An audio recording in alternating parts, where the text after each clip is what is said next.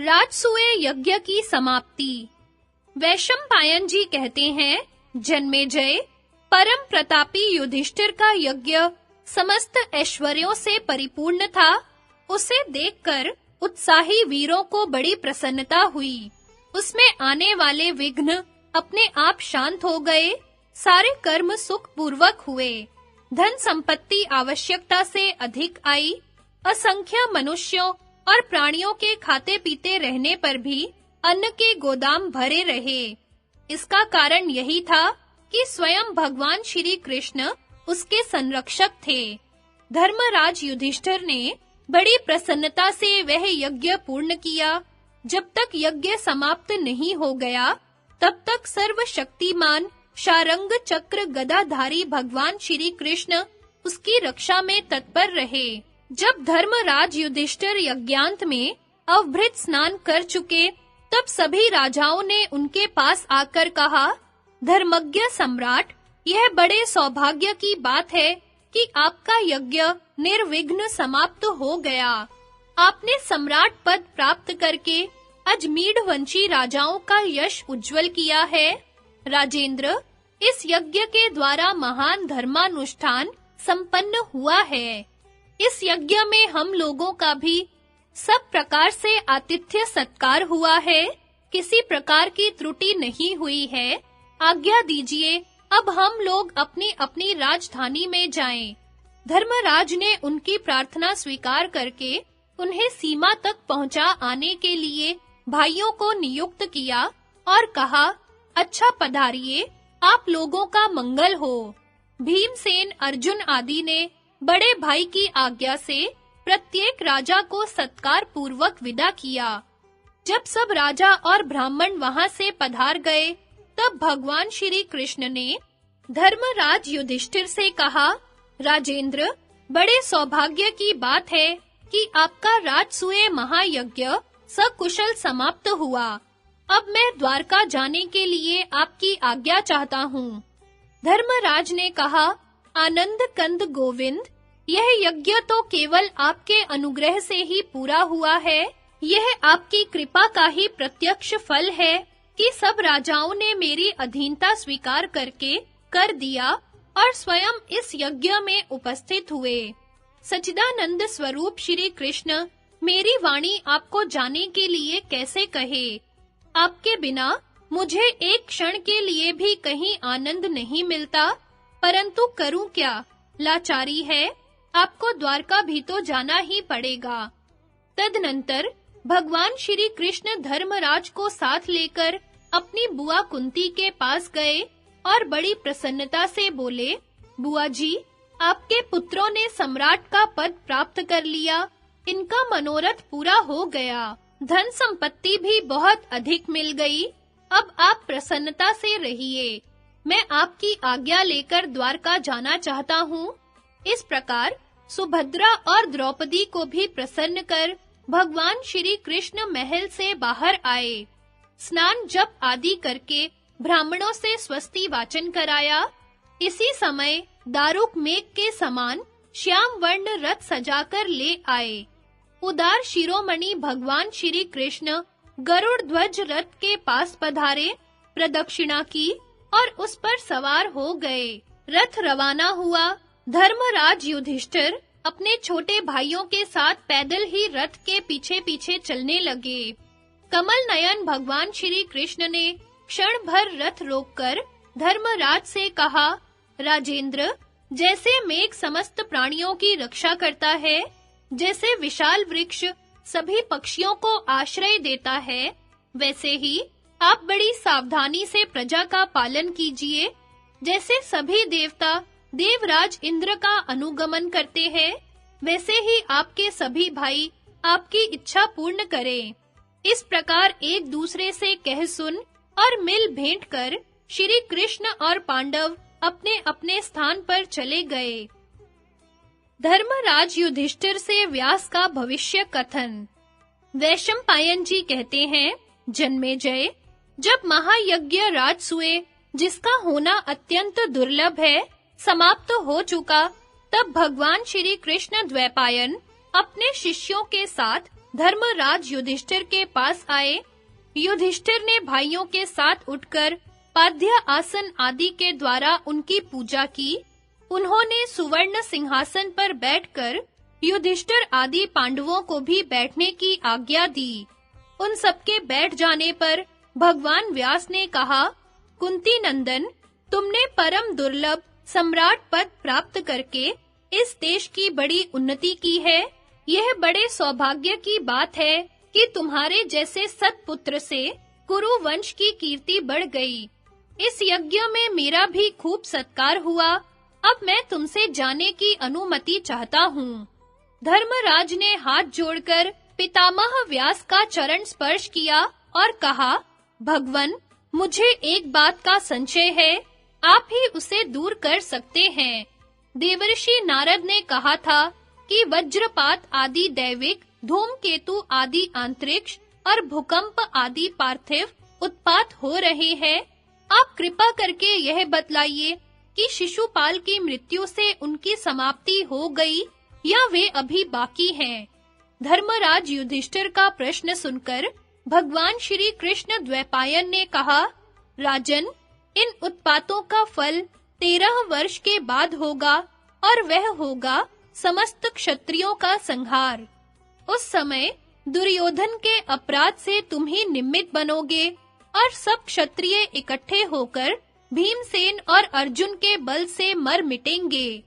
भगवान श्री कृष्ण द्वैपायन इस प्रकार कहकर अपने शिष्यों के साथ कैलाश चले गए। धर्मराज युधिष्ठिर चिंता और शोक से विह्वल हो गए।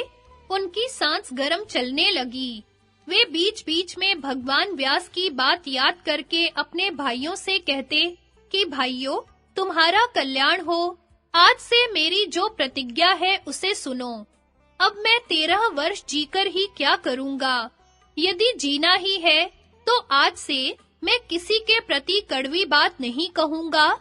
भाई बंधुओं की आज्ञा में रहकर उनके कथनानुसार काम करूंगा। अपने पुत्र और शत्रु के प्रति एक सा बर्ताव करने से मुझ में भेदभाव नहीं रहेगा। यह भेदभाव ही तो लड़ाई की जड़ है ना। धर्मराज युधिष्ठिर भाइयों के साथ ऐसा नियम बनाकर उसका पालन करने लगे। वे नियम से पितरों का तर्पण और देवताओं की पूजा करते। इस प्रकार सबके चले जाने पर भी केवल दुर्योधन और शकुनी धर्मराज युधिष्ठिर के पास इंद्रप्रस्थ में ही रहे। दुर्योधन की जलन और शकुनी की सलाह। वैशंपायन जी कहते हैं, जन्मेजय, राजा दुर्योधन ने शकुनी के साथ इंद्रप्रस्थ में ठहरकर धीरे-धीरे सारी सभा का निरीक्षण किया। उसने वहां ऐसा कला कौशल देखा जो हस्तिनापुर में कभी देखा नहीं था। एक दिन सभा में घूमते समय दुर्योधन किसी स्फटिक के चौक में पहुंच गए और उसे जल समझकर उसने अपना वस्त्र उठा लिया। पीछे अपना भ्रम जानकर उसे दुख हुआ और वह यूं ही इधर-उधर भटकने लगा। अंत में वह स्थल को जल समझकर गिर पड़ा और दुखी एवं लज्जित हुआ। वह वहां से अभी कुछ ही आगे बढ़ा था कि स्थल के धोखे स्फटिक के समान निर्मल जल एवं कमलों से सुशोभित बावली में जा पड़ा। धर्मराज की आज्ञा से सेवकों ने उसे उत्तम-उत्तम वस्त्र लाकर दिए। उसकी यह दशा देखकर भीमसेन, अर्जुन, नकुल, सहदेव सबके सब हंसने लगे। दुर्योधन के असहिष्णु चित्त में उनकी हंसी से कष्ट तो अवश्य हुआ, परंतु उसने अपने मन का भाव छिपा लिया और उनकी ओर दृष्टि उठाकर भी देखा नहीं। इसके बाद जब वह दरवाजे के आकार की स्फटिक निर्मित भीत को फाटक समझकर घुसने लगा, तब ऐसी टक्कर लगी कि उसे चक्कर आ गया। एक स्थान पर बड़े-बड़े किवाड़ धक्का देकर खोलने लगा तो दूसरी ओर गिर पड़ा। एक बार सही दरवाजे पर पहुंचा भी तो धोखा समझकर उधर से लौट आया।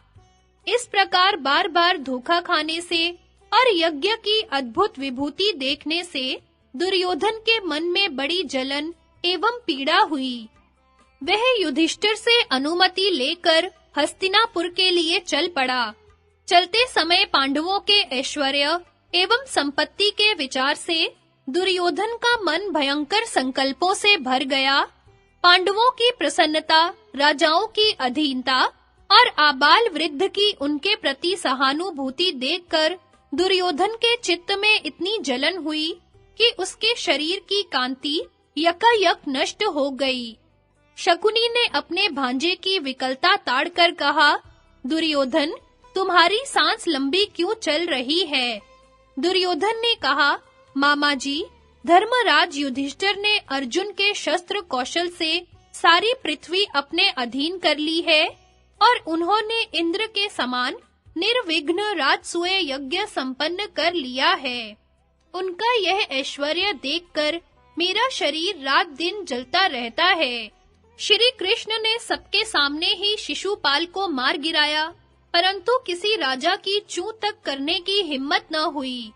कठिनाई तो यह है कि मैं अकेला उनकी राज्य लक्ष्मी ले नहीं सकता और मुझे मेरा कोई सहायक दिखता नहीं है।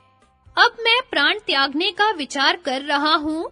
मेरे मन में युधिष्ठिर का महान ऐश्वर्य देखकर यही निश्चय हुआ है कि प्रारब्ध ही प्रधान है और पुरुषार्थ व्यर्थ। मैंने पहले पांडवों के नाश का प्रयत्न किया था, परंतु वे सभी विपत्तियों से बच गए और अब दिनों-दिन उन्नत होते जा रहे हैं। यही तो देव की प्रधानता और पुरुषार्थ की निरर्थकता है। देव की अनुकूलता से वे बढ़ रहे हैं और पुरुषार्थ करने पर भी मेरी अवनति होती जा रही है। मामा जी, अब आप मुझ दुखी को प्राण त्याग की आज्ञा दीजिए, क्योंकि मैं क्रोध की आग में झुलस रहा हूँ। आप पिताजी के पास जाकर यह समाचार सुना दीजिएगा। शकुनी ने कहा, दुर्योधन, पांडव अपने भाग्यानुसार प्राप्त भाग का भोग कर रहे हैं, उनसे द्वेष नहीं करना चाहिए। तुम्हारा यह समझना ठीक नहीं है कि मेरा कोई सहायक नहीं, क्योंकि तुम्हारे सभी भाई तुम्हारे अधीन एवं अनुयायी हैं। महाधनुर्धर द्रोण, उनके पुत्र अश्वत्थामा, सूत पुत्र कर्ण, महारथी कृपाचार्य, राजा सोमदत्ती तथा उसके भाई तुम्हारे पक्ष में हैं। तुम उनकी सहायता से चाहो तो सारे भूमंडल को जीत सकते हो। दुर्योधन ने कहा, मामा जी, यदि आपकी आज्ञा हो तो आपको और आपके बतलाए हुए राजाओं को तथा औरों को भी साथ लेकर मैं पांडवों को जीत लूं और उन्हें हंसने का मजा चखा दूं। इस समय पांडवों को जीत लेने पर सारा भूमंडल मेरा हो जाएगा। सब राजा तथा वह दिव्य सभा भी मेरे अधीन हो जाएगी। शकुनी ने कहा, दुर्योधन, भगवान श्री कृष्ण अर्जुन, भीमसेन, युधिष्ठिर, नकुल, सहदेव, द्रुपद और धृष्टद्युम्न आदि को युद्ध में जीतना बड़े-बड़े देवताओं की शक्ति के भी बाहर है। ये सब महारथी, श्रेष्ठ धनुर्धर, अस्त्र विद्या में कुशल और उत्तम योद्धा हैं। अच्छा, मैं तुम्हें युधिष्ठिर को जीतने का उपाय बतलाता हूँ। युधिष्ठिर को जुए का शौक तो बहुत है, परंतु उन्हें खेलना नहीं आता। यदि उन्हें जुए के लिए बुलाया जाए तो वे ना नहीं कर सकेंगे, और मैं जुआ खेलने में ऐसा निपुण हूँ कि भूमंडल में तो क्या, त्रिलोकी में भी मेरे समान कोई नहीं है। इसलिए तुम उनको बुलाओ, मैं चतुराई से उनका सारा राज्य और वैभव ले लूंगा। दुर्योधन, ये सब बातें तुम अपने पिता धृतराष्ट्र से कहो, उनकी आज्ञा मिलने पर मैं उन्हें अवश्य जीत लूंगा। दुर्योधन ने कहा, मामा जी, आप ही कहिए, मैं नहीं कह सकूंगा।